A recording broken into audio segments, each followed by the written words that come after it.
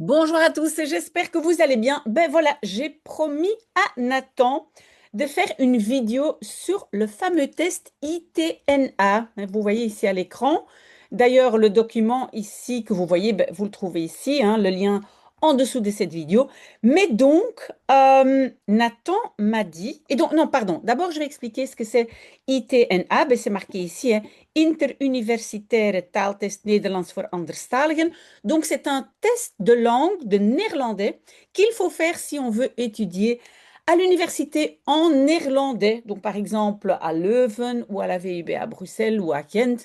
Voilà, et donc, il faut faire ce test. Nathan l'a fait. Et donc, moi, j'ai regardé un tout petit peu parce que Nathan m'a envoyé le lien. Et donc, apparemment, il y a trois parties. Il y a une partie taal in gebruik, ça veut dire ben, la langue utilisée, et puis il y a lire et écouter. Donc ça, c'est lire, c'est compréhension à la lecture, lesen, et compréhension à l'audition. D'accord? Donc apparemment, Nathan a réussi 2 et 3, hein, donc lire et écouter, audition. Et maintenant, Nathan me demande comment est-ce qu'il peut réussir taal in gebruik. Alors, si vous n'avez pas envie de m'écouter jusqu'à la fin, la conclusion de cette vidéo est un tout petit peu, je vais déposer ma tasse de café, c'est que la seule façon d'y arriver, c'est de lire énormément d'articles et de noter les expressions, les prépositions, en fait, tout ce qui vous frappe dans la structure de phrase en néerlandais. Alors, pour ce faire, vous pouvez utiliser les articles que moi j'ai déjà lus, hein. Donc ici, regardez My Playlist. Donc moi j'ai une playlist sur ma chaîne YouTube qui s'appelle B2C1. Le lien est ici, hein. Vous n'avez qu'à cliquer dessus dans le document. Et il y a énormément d'articles. Vous voyez ici. Donc au début, qu'est-ce que je faisais? Je faisais même une audition. Donc, vous pouvez même écouter. Mais pour l'instant, j'imagine que Nathan n'en a pas besoin, hein. Donc, Nathan, vous allez uniquement noter les expressions, les verbes, les prépositions, etc., qui, qui vous intéressent et qui vous semblent un tout petit peu différents de votre langue maternelle. J'imagine que c'est le français. Maintenant, Nathan, je dois quand même dire que c'est un travail de longue haleine, hein. On n'arrive pas à un niveau B2, C1 en quelques semaines, mais si vous avez réussi à lire et écouter, j'imagine que votre niveau était déjà assez, on va dire, est assez, pardon, élevé. Bien. Alors, ici, il y a le lien pour faire le test, hein. Vous pouvez faire le test vous-même. Donc, moi, je l'ai fait, Nathan, pour vous faire plaisir, parce que Nathan m'a dit que, donc, c'est la première partie, Taal in Gebruik. Moi, j'ai fait cette partie et donc, il y a beaucoup de phrases à compléter et de textes à trous. Donc, il faut connaître toutes les expressions. Et qu'est-ce que j'ai fait, Nathan?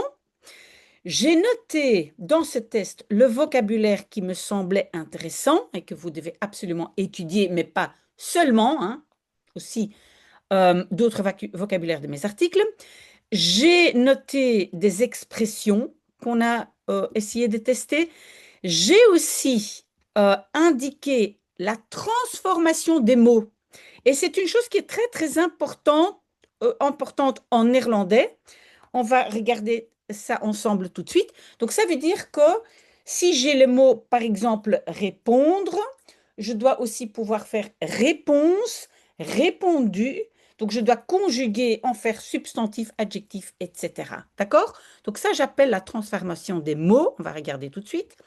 Puis après, j'ai indiqué ce qu'il fallait noter dans les textes à trous. En soi, ce n'est pas si intéressant pour vous, mais qu'est-ce que j'ai fait? J'ai noté, et ça c'est très important, ici, tous les éléments de grammaire qu'il faut connaître très très bien quand on est à un niveau B2, C1. Je vais y revenir tout de suite, mais je commence par le début. Donc, ici, qu'est-ce que j'ai noté comme vocabulaire, Nathan? C'est par exemple, il faut connaître un ziekte bestrijden, hein. On dit en néerlandais combattre une maladie, c'est bestrijden. Ce sont des expressions à connaître. Ce ne sont pas vraiment des dictons, des expressions, mais ce sont certains, on va dire, substantifs qui sont toujours suivis d'un certain verbe.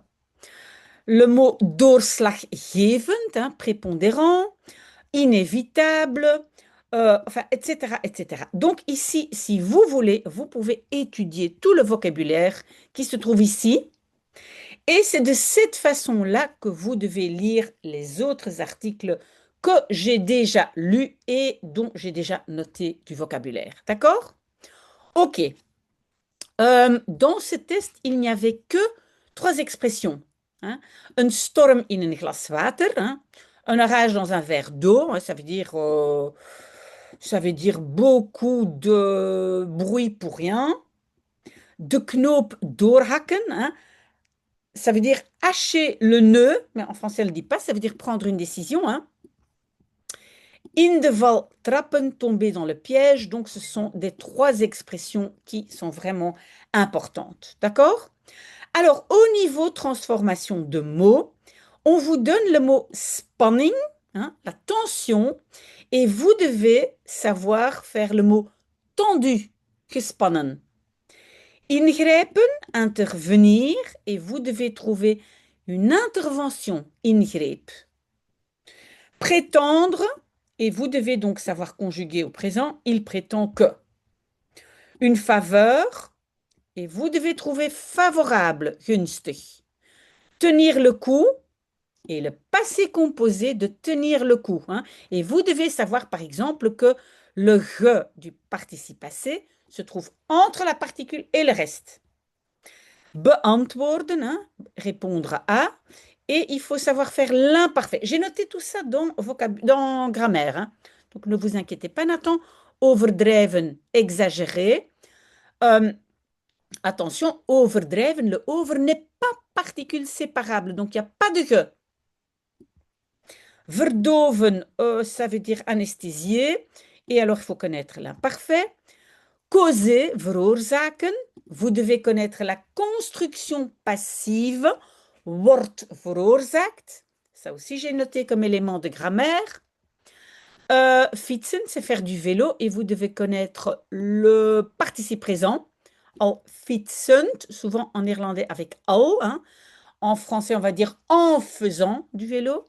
En néerlandais, al fietsend. Aanbieden, offrir, passé composé, aangeboden. Stijgen, monter, stegen, l'imparfait, hein, les prix montaient. S'occuper de, l'imparfait, hein, we hielden ons bezig met, aussi l'ordre des mots pas évident. Moeilijk, vous devez pouvoir mettre au superlatif, hein, de moeilijkste. Voilà, et donc ici, le texte à trous, oui, si vous faites le test, ça, en fait, ce sont les réponses, mais cette partie-là ne vous apporte pas grand-chose. Mais par contre, donc, vous devez connaître en grammaire les TP, donc ça veut dire les verbes irréguliers, passé composé imparfait. D'accord? Vous l'avez vu, par exemple, avec hielden et l'imparfait de houden, hein. Donc, et les réguliers et les irréguliers. Le passif, hein, le passif revient assez souvent. Le passif en néerlandais, hein, est fait avec worden et zijn. J'ai fait des vidéos, donc vous pouvez les retrouver.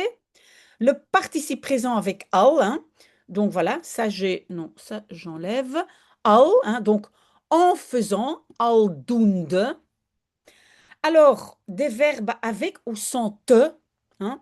Je pense que nous avons l'exemple ik probeer te studeren, on va dire, hein. Donc, avec proberen, il y a un te, mais avec certains verbes, il n'y a pas de te, alors qu'il y a un de en français. La position de la négation, là aussi, j'ai fait une vidéo. Donc, en néerlandais, on a la négation geen et niet. Le geen, évidemment, se trouve toujours devant le mot, mais le niet, il suit la règle que moi, j'appelle vipap. Si vous ne savez pas ce que c'est, Nathan, vous pouvez toujours me poser la question. Les pronoms relatifs, oui, donc c'était de mensen die, het kind dat, donc vous devez savoir quel pronom relatif utiliser, pardon.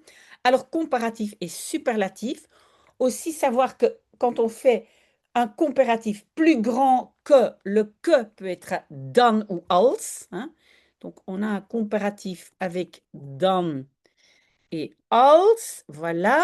Superlatif peut être avec de et het. Tout ça, j'ai fait des vidéos, tout ça vous devez connaître. Des verbes substantivés, donc on peut mettre het devant un verbe et ça devient un substantif. Donc, par exemple, het eten, ça veut dire la nourriture. Het drinken, les boissons, etc. D'accord? Non, pas substantif, mais substantivé. Alors, er is, er zijn, oui, le er, hein, le fameux er. Et puis, les adverbes pronominaux, très difficile pour les francophones, ça aussi. Et je pense que dans l'exercice, on a souvent le waar. Le waar fonctionne comme pronom relatif. Par exemple, je vais donner un exemple. De taal, non, c'est pas taal, mais de taal waarin ik studeer. Donc, c'est comme si je dis la langue dans laquelle j'étudie. D'accord? Donc, le waarin, waar plus préposition, hein. Donc, voilà. Donc, ces adverbes pronominaux aussi très, très bien étudiés. Donc, Nathan, conclusion, la seule façon, c'est de réétudier la grammaire, mais pas uniquement lire des articles. Donc, moi, je vous conseille vivement et voilà, je reprends le début. Ça, c'est en fait toute la playlist, hein. En fait, je vais cliquer dessus et vous allez voir. Donc, vous allez arriver sur tous les... Voilà. Ici, beaucoup, beaucoup d'articles. Vous pouvez prendre les articles qui vous intéressent. Vous allez voir que chaque fois... Ben, écoutez, on va prendre ici hein, un article sur inflatie. Oh, je l'arrête. Voilà. Et quand vous regardez en dessous de l'article, vous voyez... Ah non, mais je n'ai pas mis le... Pourquoi le lien n'est pas là? Écoutez, en fait, vous savez ce que je vais faire? Ici dedans,